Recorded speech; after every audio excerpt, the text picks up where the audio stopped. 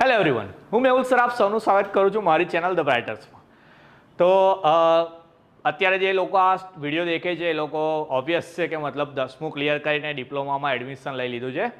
તો જો તમે મેઇનલી જીટીયુની અંદર ડિપ્લોમા એન્જિનિયરિંગમાં એડમિશન લીધું હોય તો સેમેસ્ટર 1ની અંદર આવ્યા, મતલબ પહેલી વાર ડિપ્લોમા લીધું છે અત્યારે, તો તમને એટલી બધી અવેરનેસ નહીં હોય કે આપણી આ જે ડિપ્લોમાની જર્ની છે કેવી રીતે જવાની છે, ડિપ્લોમાની અંદર કયા કયા સબ્જેક્ટ આવે, મે બી તમે એવું જાણી લીધું હોય તો દેટ્સ ગુડ. પણ એ સબ્જેક્ટની અંદર સિલેબસ કઈ રીતના હશે, આપણી જીટીયુની અંદર એક્ઝામની પેટર્ન્સ કઈ રીતની હોય છે, અને આપણી જે જીટીયુની ફાઇનલ એક્ઝામ આવે છે, ઓકે, જેમ કે સ્કૂલમાં વાર્ષિક પરીક્ષા એન્યુઅલ એક્ઝામ કહેતા હતા, એવી રીતે સેમ આપણી જીટીયુની ફાઇનલ એક્ઝામ આવતી હોય કે જેને આપણે એક્સટર્નલ એક્ઝામ એવું કહેતા હોય છે. તો એ એક્ઝામ ક્યારે હશે સેમ 1ની અંદર, મિડ સેમ એક્ઝામ કે જેને ઇન્ટરનલ એક્ઝામ કહે, જેવી રીતે સ્કૂલમાં પરીક્ષા લેવાતી હતી પ્રથમ દ્વિતીય, તો સેમ રીતે અહીંયા બી એક ઇન્ટરનલ એક્ઝામ લેવાતી હોય છે, એમાં બી કઈ રીતનું હોય છે એ બધી ઇન્ફોર્મેશન આપણે આ વિડીયોમાં જોઈશું. જો ખાસ કરીને તમે સેમેસ્ટર 1માં નવું એડમિશન લીધું હોય અને તમારી જેવા તમારા ફ્રેન્ડ્સ હોય કે તમે કોલેજમાં ગયા પછી કોઈક નવા સ્ટુડન્ટ્સ સાથે ઇન્ટરેક્ટ કરેલું હોય તો તમે મતલબ એવા સ્ટુડન્ટ્સને આ વિડીયો ખાસ શેર કરજો. ઓકે, તો આ વિડીયોમાં ભણાવવાનો નથી કશું, પણ ભણાવવા કરતાં બી વધારે ઇમ્પોર્ટન્ટ વસ્તુ કે ભાઈ હવે તમે ડિપ્લોમામાં એડમિશન લઈ લીધું છે, તમે પહેલા સેમેસ્ટરમાં છો, પહેલા સેમેસ્ટરથી લઈને છઠ્ઠા સેમેસ્ટર સુધી, ઓકે, 6 સેમેસ્ટર છે, 3 વર્ષનું આપણું ડિપ્લોમા છે, તો એ 6 સેમેસ્ટર સુધીમાં તમારે કઈ રીતે સ્ટ્રેટેજી બનાવવાની છે, કઈ રીતની બધી એક્ઝામ આવતી હોય છે, કેવી રીતે કોલેજની અંદર પ્રેક્ટિકલ વાયવા એ બધી વસ્તુ થતી હોય, એ બધી વસ્તુ આપણે આ વિડીયોમાં જોઈશું. તો વિડીયો સહેજ બી સ્કીપ ના કરતા વિડીયો લાસ્ટ સુધી દેખજો, બહુ ઇમ્પોર્ટન્ટ વસ્તુ આપણે સમજીશું. તો પહેલાં આપણે વાત કરીએ સબ્જેક્ટ્સની. ઓકે, કે ભાઈ આપણે ડિપ્લોમા સેમેસ્ટર 1માં આવી ગયા તો સબ્જેક્ટ્સ કયા કયા આવશે એની વાત કરીએ પહેલાં. તો સેમ 1ની અંદર બધી બ્રાન્ચ, જેમ કે મિકેનિકલ હોય, કેમિકલ હોય, ઇલેક્ટ્રિકલ હોય, કોમ્પ્યુટર હોય, કોઈ બી બ્રાન્ચની અંદર તમે એડમિશન લીધું હોય, 2 સબ્જેક્ટ એવા છે જે દરેક બ્રાન્ચમાં કોમન છે. એક છે આપણું મેથેમેટિક્સ 1, ઓકે, મેથેમેટિક્સ 1 છે, અને એક બીજું છે આપણું communication skill in English. English એવું કહી દો ચાલે, communication skill in English. Okay, આ 2 સબ્જેક્ટ છે એ બધી બ્રાન્ચમાં કોમન છે. મેથ્સ ને ઇંગ્લિશ એવું માન લો, ચલો હવે મેથ્સ તો હવે બધા અવેર છો, ઇંગ્લિશ બી આપણે જે 10th સુધી ભણી ગયા હતા એવું જ ગ્રામર આવવાનું છે, પણ 2-3 જે પોએમ છે કે લેસન છે એ આપણું એડ થઈ જશે અહીંયા. ઈમેલ રાઇટિંગ આવશે પ્લસ પેરેગ્રાફ રાઇટિંગ આવશે. પેરેગ્રાફ રાઇટિંગ એટલે એવું સમજો એક કાઇન્ડ ઓફ એસે કે નિબંધ લખવાનો આવશે. તો ઇંગ્લિશમાં તો મતલબ તમે 10th સુધી ભણ્યા ઇક્વિવેલન્ટલી એવું જ આવવાનું છે, ને મેથ્સની અંદર ટોટલ 5 ચેપ્ટર છે આપણા, ઓકે, ચેપ્ટર 1 to 5 એવા 5 ચેપ્ટર છે. અને મતલબ તમે જે વિડીયો દેખી રહ્યા છો એમાં કેટલા બધા સ્ટુડન્ટે આપણી ચેનલ પરથી મેથ્સના વિડીયો જોવાનું સ્ટાર્ટ કરી લીધું છે. ઓકે, હું જોઉં છું કે વ્યૂઝ આવતા હોય છે, તો ઘણા બધા સ્ટુડન્ટે તો મેથ્સ જોવાનું ચાલુ કરી લીધું, તો એમને આઈડિયા બી આવી ગયા હશે કે 5 ચેપ્ટર કયા કયા છે ને એમાં કઈ રીતનું આવતું હોય પેપર. મેથ્સ ને ઇંગ્લિશ આ 2 કોમન સબ્જેક્ટ છે. એની સિવાયના જે કોમન સબ્જેક્ટ છે કે જેમાં ફિઝિક્સ આવતું હોય છે, કેમેસ્ટ્રી આવતું હોય છે, બીજા આ 2 સબ્જેક્ટ છે કોમન. હવે આ 2 સબ્જેક્ટમાં એવું છે, પાછું ફિઝિક્સમાં એપ્લાઇડ ફિઝિક્સ આવે તો કોઈકને મોડર્ન ફિઝિક્સ આવે, કેમેસ્ટ્રીમાં બી એવું છે કે કેમેસ્ટ્રીમાં કાં તો કોઈનું બેઝિક કેમેસ્ટ્રી હોય, કાં તો કોઈનું એન્જિનિયરિંગ કેમેસ્ટ્રી હોય, કાં તો કોઈનું એપ્લાઇડ કેમેસ્ટ્રી હોય. ઓકે, કેમેસ્ટ્રી જ છે ભાઈ, ગુજરાતીમાં રસાયણ વિજ્ઞાન જે કહેવાય એ, પણ અલગ અલગ કેટેગરી છે. મતલબ એમાં બી એવું જ કે અલગ અલગ કેમેસ્ટ્રી છે, પણ એમાં 1-2-3 ચેપ્ટર તો બધા કોમન છે, ખાલી માઇનર થોડા અલગ અલગ હોય. તો મેથ્સ ને ઇંગ્લિશ સિવાયના ફિઝિક્સ ને કેમેસ્ટ્રી એ બી એક ટાઈપના કોમન સબ્જેક્ટ છે. કોઈ બ્રાન્ચની અંદર ફિઝિક્સ હશે, કોઈની અંદર કેમેસ્ટ્રી હશે, તમને અત્યાર સુધી ખબર પડી હશે.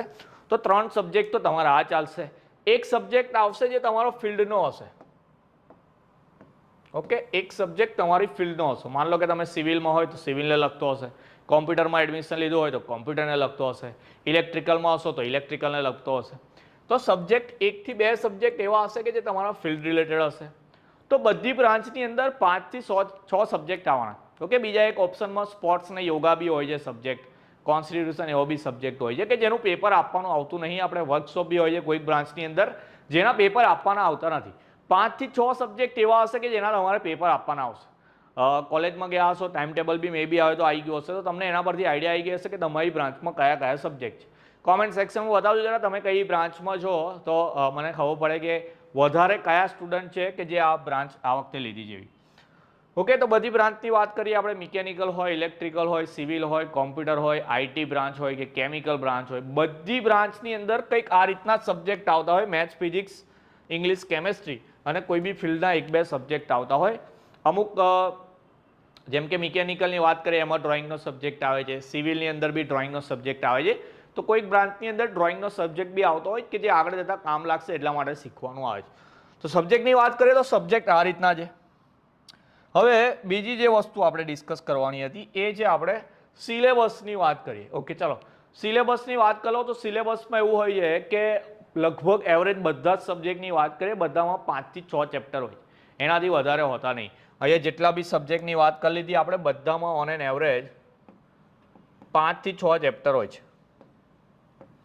5 કે 6. હા, માન લો કે કોઈ સબ્જેક્ટ એવો હોય કે જેમાં એનાથી વધારે ચેપ્ટર હોય તો પછી નાના ચેપ્ટર આવતા હશે, પણ ઓન એન એવરેજ 5 થી 6 ચેપ્ટર જ બધા સબ્જેક્ટમાં આવવાના છે આપણે. ઓકે, એના પછી ડિસ્કસ કરીએ તો એના પછી જે મેઇન વસ્તુ આપણે સમજવાની છે કે મિડ સેમ એક્ઝામ શું છે. Okay, what is mid sem exam. હવે આ પહેલી વાર તમે એન્જિનિયરિંગ સ્ટાર્ટ કર્યું છે તો જાણવા માટેની વસ્તુ છે અહીંયા કે what is mid sem exam. કોઈક જગ્યાએ કોલેજમાં મિડ સેમની જગ્યાએ ઇન્ટરનલ એક્ઝામ એવું બી કહેતા હોય છે. ઇન્ટરનલ. તો મિડ સેમ એક્ઝામ શું છે એની વાત કરું, કેટલા માર્ક્સની આવે છે, એમાં કઈ રીતનું સિલેબસ હોય છે એ બધી ચર્ચા કરી લઈએ. જેમ કે તમારું સેમેસ્ટર હમણાં સ્ટાર્ટ થયું અરાઉન્ડ 24th જુલાઈ. ઓકે, 24th જુલાઈથી આપણું જે ટર્મ સ્ટાર્ટ થયું છે સેમ 1 છે તમારું 24 જુલાઈ થી સ્ટાર્ટ થઈ ગયું. હવે એ તમારું ચાલવાનું છે ઉત્તરાયણની આસપાસ એવું માનો કે એપ્રોક્સ ડેટ લખું છું 24 જાન્યુઆરી સુધી ચાલશે. 27 થઈ જશે ભાઈ ત્યાં સુધી. ત્યાં આપણું સેમેસ્ટર પતી જશે. મતલબ કેટલો ટાઈમ થયો? 7મા મહિનાથી પહેલા મહિના સુધી, એટલે અરાઉન્ડ 6 મહિના થઈ ગયા. 6 મહિનાનું આપણું સેમેસ્ટર આવશે. હવે એ 6 મહિનાની અંદર જો મિડનો મતલબ જ એવો હોય વચ્ચે, બિટવીન. ઓકે, મિડનો મતલબ છે સેન્ટરમાં. તો 6 મહિના છે એમાંથી 3 મહિના, જ્યારે 3 મહિના થાય તે વખતે એ લોકો મિડ સેમ એક્ઝામ એટલે કે ઇન્ટરનલ એક્ઝામ લે. તો માનીને ચાલો કે 7મો મહિનો છે તો 10મા મહિનાની અંદર ઓક્ટોબર, ઓકે, આપણો જે 10th મહિનો છે એ 10મા મહિનાની અંદર તમારી મિડ સેમ એક્ઝામ લેવાય. હવે મિડ સેમ એક્ઝામની વાત કરું એટલે મિડ સેમ એક્ઝામ ડિપેન્ડ કરે કોલેજ પર, કારણ કે એ જે એક્ઝામ છે એ તમારી કોલેજ બેઝ છે, એને જીટીયુથી કોઈ લેવા દેવા નહીં. માન લો કે સ્કૂલની અંદર ટેસ્ટ લેવાતા હોય કાઇન્ડ ઓફ, તો કોલેજની અંદર જે કાઇન્ડ ઓફ ટેસ્ટ લેવાય છે એ જ છે આપણી મિડ સેમ એક્ઝામ. તો મિડ સેમ એક્ઝામની અંદર એ લોકો કેવું કરે કે ભાઈ 7મા મહિનાથી ચાલુ થયું, 10મા મહિના સુધી ગયા, 3 મહિનાની અંદર જે સબ્જેક્ટમાં જેટલું ભણાયેલું હોય એટલો તમારો મિડ સેમ એક્ઝામનો સિલેબસ આવે ને એવું માની ચાલો કે 6 ચેપ્ટર છે તો બધામાં 1 થી લઈને 3 સુધીના ચેપ્ટર. હા, મે બી એ લોકો 1 2 3 એવું સિક્વન્સમાં ના ચલાવે, પહેલું બીજું પાંચમું ચલાવે, પહેલું બીજું ચોથું ચલાવે. તો એ રીતે 2 થી 3 ચેપ્ટર તમારા મિડ સેમની અંદર લેવામાં આવે અને એ જે મિડ સેમ એક્ઝામ છે એ તમારી 30 માર્ક્સની લેવાતી હોય છે. કેટલા માર્ક્સની લેવાય છે? 30 માર્ક્સની. અને એ જે 30 માર્ક્સની એક્ઝામ લેવાય છે એનો મતલબ એક્ઝામ પેટર્ન કેવી કે ભાઈ 2 માર્ક્સના કેટલા ક્વેશ્ચન, 3 માર્ક્સના, 4 માર્ક્સના, 7 માર્ક્સના એમસીક્યુ પૂછશે કે નહીં, એ બધી વસ્તુ તમારી કોલેજની ફેકલ્ટીઝ કહેશે. મતલબ જે સબ્જેક્ટ જે ટીચર ભણાવતા હશે એ તમને કહેશે કે ભાઈ આ સબ્જેક્ટમાં 30 માર્ક્સ છે તો એમાં કયા ચેપ્ટરમાંથી કેટલું પૂછાશે અને કઈ રીતની પેપર સ્ટાઇલ હશે. ઓકે, તો મિડ સેમ એક્ઝામ છે તમારી ટોટલી કોલેજ બેઝ છે. મતલબ તમારા જે ટીચર ભણાવતા હશે, એવું માન લો કે તમે 10માં જે જગ્યાએ ક્લાસ હતા હોય, ક્લાસના ટીચર ટેસ્ટ લેવાના હોય તો એ તમને કહી દે કે ભાઈ આ ચેપ્ટરનો ટેસ્ટ છે, આ રીતનું પેપર આવશે, તમારે તૈયારી કરીને આવવાનું. તો એ જ રીતની તમારી ઇન્ટરનલ એક્ઝામ લેવાતી હોય. પણ ઇમ્પોર્ટન્ટ વાત કે જેવી રીતે તમે 10thમાં ભણીને આવ્યા તો 10thની અંદર કેવું હતું, તમારું 80 માર્ક્સનું બોર્ડનું હતું અને 20 માર્ક્સ તમારા સ્કૂલમાંથી મુકાતા હતા. ઓકે, તો સેમ વસ્તુ છે હવે આપણે જીટીયુની અંદર, મતલબ ડિપ્લોમા એન્જિનિયરિંગની અંદર બી એવું છે કે 70 માર્ક્સની આપણી ફાઇનલ એક્ઝામ લેવા હશે અને આ જે 30 માર્ક્સ છે ઇન્ટરનલના એમાંથી બી માર્ક્સ મુકાશે.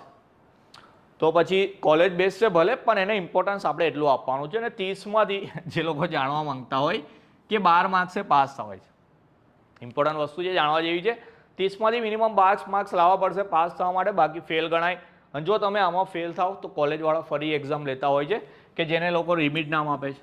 રી એટલે ફરી, તો ફરીથી એક મિડ એક્ઝામ લે છે રીમિડ. જો 12 માર્ક્સ ના આવે તો ફરી એક્ઝામ લે એ લોકો, એમાં બી પાસ થવું જરૂરી છે. ઇફ તમે બંને વાર મિડમાં ફેલ થાવ તો પછી તમારા ફાઇનલ એક્ઝામના રિઝલ્ટમાં બી ફેલ લખાઈને આવે. અહીંયા તો તમારા સ્કૂલવાળા 20માંથી સારા માર્ક્સ મૂકતા હતા, પણ અહીંયા એવું નથી. આમ તો કોલેજમાં મિડમાં એ લોકો ફેલ નહીં કરતા, એ લોકો કોઈ બી રીતે તમને તૈયારી કરાવીને પાસ કરશે. પણ મેં એવું કહેવા માગું છું કે આજે આપણી 30 માર્ક્સની એક્ઝામ હશે કે જેમાં અડધો સિલેબસ હશે, તો તમારે એમાંથી સારા માર્ક્સ સ્કોર કરવાના જ, કારણ કે ઓવરઓલ આપણું રિઝલ્ટ એનાથી સારું આવશે. ચલો આઈડિયા આવી ગયા. આમાં મેં તમને કહી દીધું એમ કે જીટીયુની જે ફાઇનલ એક્ઝામ છે આપણી, કે જેને આપણે એક્સટર્નલ બી કહીએ, એક્સટર્નલ એક્ઝામ, પેલી ઇન્ટરનલ હતી, આ એક્સટર્નલ એક્ઝામ છે. તો આ જે એક્સટર્નલ એક્ઝામ છે એ બધા સબ્જેક્ટની 70 માર્ક્સની આવશે. કેટલા માર્ક્સની આવશે? 70 માર્ક્સની આવશે. એમાં જે આપણે કોમન સબ્જેક્ટની વાત કરી, એ ચાહે મેથ્સ હોય કે ઇંગ્લિશ હોય કે ફિઝિક્સ હોય કે કેમેસ્ટ્રી હોય, આટલા સબ્જેક્ટની પેપર સ્ટાઇલમાં એમસીક્યુ બી આવે છે. કેટલા માર્ક્સના? તો કે 14 માર્ક્સના એમસીક્યુ આવે છે. ઓકે, પેપર સ્ટાઇલ ડિફરન્ટ છે. આમ તો હું દરેકના સબ્જેક્ટ વાઇઝ બી વિડીયો બનાવવાનો છું કે જેમાં તમને એ સબ્જેક્ટની પર્ટિક્યુલર ઇન્ફોર્મેશન મળી જશે. આમ તો આપણી ચેનલ પર વિડીયો છે, કદાચ તમે જોયેલા હોય તો તમને એવી આઈડિયા આવી જશે.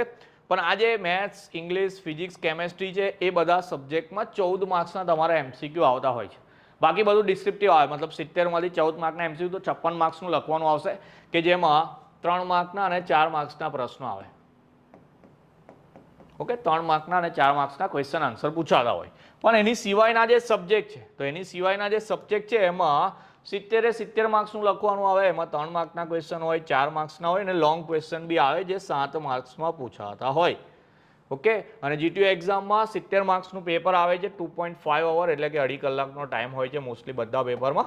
જો ડ્રોઈંગ જેવો લેન્ધી સબ્જેક્ટ હોય તો એમાં અમુકમાં 3 કલાકનો બી ટાઈમ મળતો હોય છે, પણ 2.5 કલાકનું પેપર આવે છે. એટલે મિડ સેમ એક્ઝામ તમારી 10th મહિનામાં આવવાની છે. તો જીટીયુની જે એક્ઝામ છે આપણી ફાઇનલ એ અરાઉન્ડ 2nd ઓફ જાન્યુઆરી, અત્યારે પરફેક્ટ ડેટ તો નહીં પણ 2nd જાન્યુઆરી 2027 એટલે આપણી ઉત્તરાયણની આસપાસ એક્ઝામ લેવાશે. ઓકે, ફાઇનલ એક્ઝામ છે. માન લો 10માં જે બોર્ડની એક્ઝામ ઇમ્પોર્ટન્ટ હતી, એવી રીતે આપણા ડિપ્લોમાની અંદર જીટીયુની એક્સટર્નલ એક્ઝામ છે એ ઇમ્પોર્ટન્ટ છે, જે 70 માર્ક્સની બધા સબ્જેક્ટની લેવાશે. ઓકે, અને એ જે એક્ઝામ છે એમાં બી આપણે સારા એવા માર્ક્સ સ્કોર કરવા પડશે તો જ આપણું રિઝલ્ટ સારું આવશે. જે રીતે પહેલાં પીઆર કહેતા હતા કે પર્સન્ટેજ કહેતા હતા, એવી રીતે આપણા રિઝલ્ટ જે છે તે એસપીઆઈમાં લખાઈને આવશે. પણ એ બધું મતલબ નહીં, આપણે તો એવું માન લો કે સારા માર્ક્સ લાવવાના તો સારું રિઝલ્ટ બને. તો 70માંથી બી મેક્સિમમ માર્ક્સ કવર કરવાના છે આપણે મિડ સેમ એક્ઝામ માટે. 30માંથી બી સારા માર્ક્સ કવર કરવાના છે. 10માં પછી ડિપ્લોમામાં આવ્યા છે, નો ડાઉટ થોડું ટફ લાગશે, થોડું અલગ લાગશે, પણ હવે ઉતરી જ ગયા છે મેદાનમાં તો પછી પીછેહટ નહીં કરવાની. આપણે એકદમ સારી એવી પ્રિપેરેશન કરવાની છે. યુટ્યુબ પર ઘણા બધા ટીચર તમને સપોર્ટ બી કરશે. ઇવન તમે કોલેજમાં જશો, નવું છે તો ત્યાં બી તમને ઓફલાઈન ટીચર સારો એવો સપોર્ટ આપશે પહેલાં શરૂઆતમાં. ઓકે, પછી એ લોકો તમને ઓળખી જાય તો પછી એ રીતે જ બિહેવ કરશે તમારી જોડે. પણ જ્યારે બી તમે કોલેજમાં જાઓ, નવું છે, બધા ટીચર જોડે સારા એવા રિલેશન બનાવી રાખવાના, કારણ કે કોલેજના જે ટીચર છે એ તમને અહીંયા બહુ કામ લાગવાના છે. ઓકે, મિડ સેમ એક્ઝામ હોય કે પછી તમને પ્રેક્ટિકલમાં લઈ જતા હોય, લેબ આવતા હોય, મતલબ ફિઝિક્સ છે, કેમેસ્ટ્રી છે, વર્કશોપ છે, આ બધી લેબ્સ બી આવતી હોય, તો લેબની અંદર એમાં બી એમને તમારું જે રિઝલ્ટ છે એમના હાથમાં હોતું હોય છે. ઓકે, 70 ને 30 100 માર્કની વાત થઈ ગઈ, પણ પ્રેક્ટિકલના માર્ક્સ આવતા હોય, વાયવાના માર્ક્સ આવતા હોય, લખવા આપશે લેસન, જેને સબમિશન કહેવાય એન્જિનિયરિંગની ભાષામાં, તો એના બી માર્ક્સ આવતા હોય છે, જે બધા તમારા કોલેજ બેઝ છે એટલે ફેકલ્ટીના હાથમાં હશે. તો અત્યારથી જઈને તમારી કોલેજમાં સારી ઇમેજ બનાવવાની છે તમારે, ના કે ખરાબ ઇમેજ બનાવશો. કારણ કે આપણે હજુ પહેલું સેમ ચાલુ થયું છે, પહેલાંથી 6ઠ્ઠા સેમ સુધી 3 વર્ષ એ જ કોલેજમાં એ જ ટીચર સાથે કાઢવાના છે આપણે. ઓકે, તો પછી એ કોલેજના એ ટીચર સાથે તમારે સારું એવું બિહેવિયર કરવાનું. આમ તો એઝ અ હ્યુમન આપણે બધાએ સારું જ બિહેવ કરવાનું હોય બધા જોડે, પણ ઘણા બધા સ્ટુડન્ટ એવા હોય કે જેમને આ ટીચર નહીં ગમતા તો એમની જોડે મિસબિહેવ કરતા હોય એવું. પણ એવું નહીં કરીએ આપણે. આખી ડિપ્લોમાની આપણી જે જર્ની છે, ઓકે, પહેલું સેમ તો પહેલું આટલું 6 મહિનાનું છે, પણ આપણે 6ઠ્ઠા સેમ સુધી હજુ ભણવાનું છે. તો પછી 6 સેમમાં એ જ ટીચર સાથે એ જ કોલેજમાં એ જ ક્લાસમાં ભણવાનું છે. તો પછી આપણે સારી રીતે બિહેવ કરીશું અને આપણું રિઝલ્ટ એકદમ પરફેક્ટ સારું એવું લાવીશું. ઓકે, તો જેટલી ઇન્ફોર્મેશન મને એવું લાગતું હતું જરૂરી છે ફર્સ્ટ સેમ માટે, એટલી હું તમને આપી દીધી અહીંયા. પણ કોઈ બી હજુ બી કોઈને ડાઉટ હોય તો કોમેન્ટ સેક્શનમાં બતાવજો, આપણે એ ડાઉટ તમારો સોલ્વ થઈ જશે. અને એક બીજો બી એક વિડીયો આવવાનો છે કે જે તમે મતલબ તમે અત્યાર સુધી મે બી આપણી ક્લાસીસના વિડીયો જોયેલા હોય ઓનલાઈન યુટ્યુબ પર, તમે જાઓ પ્લેલિસ્ટમાં, તમારા જેટલા બી સબ્જેક્ટ છે મે બી એ બધા સબ્જેક્ટની પ્લેલિસ્ટ તમને ત્યાં મળી જશે. એમાં આઈએમપીસ બી છે, તમે કઈ રીતે તૈયારી કરી શકો, પ્લસ ચેપ્ટર વાઇઝ ક્વેશ્ચનને એક્સપ્લેન બી કરેલા છે. મેથ્સના તો બધા ચેપ્ટરની આખી ચોપડી ભણાવી જેવું માન લો તો બી ચાલે. તો તમે મેથ્સ, ફિઝિક્સ, કેમેસ્ટ્રી એ બધી વસ્તુ તમે આપણી ચેનલ પરથી ભણી શકો છો. પણ જો તમે ઓફલાઈન ક્લાસ જોઈન કરવા માંગતા હોય તો આપણા ઓફલાઈન ક્લાસીસ બી છે, અને આ વખતે આપણે ઓનલાઈન બેચીસ બી સ્ટાર્ટ કરવાના છે. એનો વિડીયો બી તમને 1-2 દિવસમાં જોવા મળી જશે. તો કેવી રીતે એનરોલ કરવાનો છે એ બધી વસ્તુ તમને એ વિડીયો મળી જશે. તો ચેનલ પર નવા હોય તો સબસ્ક્રાઇબ કરી નોટિફિકેશન ઓન કરજો. જેટલા બી વિડીયો આવશે બધા તમારા કામના જ આવશે. એવું કંઈ આલતુ ફાલતુ વિડીયો આવવાનો છે નહીં કે જેનાથી તમે ડિસ્ટર્બ થાવ. તો વિડીયો પસંદ આવ્યો હોય લાઇક કરીને કોમેન્ટ કરજો. જરા ખાસ સેમ 1ના નવા સ્ટુડન્ટ માટે છે, તો હું ચાહું છું કે સેમ 1ની અંદર જેટલા લોકો એડમિશન લીધું છે એ બધા સુધી આ વિડીયો પહોંચે અને બધા માટે હેલ્પફુલ થાય. ઓકે, તો આવા જ નવા વિડીયો સાથે આપણે ફરી એકવાર મળીશું. પણ ત્યાં સુધી મેં કીધું એમ કે કોમેન્ટમાં નાખજો જરા કે કઈ જગ્યાએ તમને એડમિશન મળ્યું છે અને તમે કઈ બ્રાન્ચની અંદર એડમિશન લીધું છે. તો મળીએ હવે નેક્સ્ટ વિડીયોમાં. ત્યાં સુધી જય હિન્દ, જય ભારત.